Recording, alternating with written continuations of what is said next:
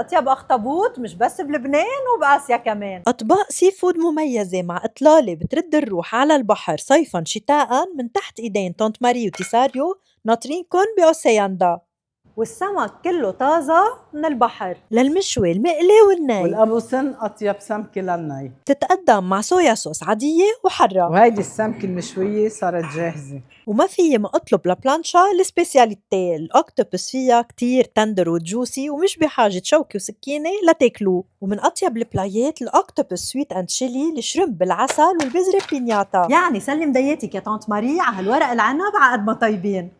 صحتين. تلاقوا على المنيو العديد من المقبلات كمان. كبة السمك بدها عصرة حامض. حظك حلو اليوم لقيتلك صفد وتوتيا. هول بالنسبة لإلي عشق ومش دايما بيكونوا متواجدين على حسب البحر، يعني انتو وحظكم. هيدي التوتيا على شرفك يا هبه اليوم. الله تعوا شوفوا تعوا مليانة. ولك صحتين.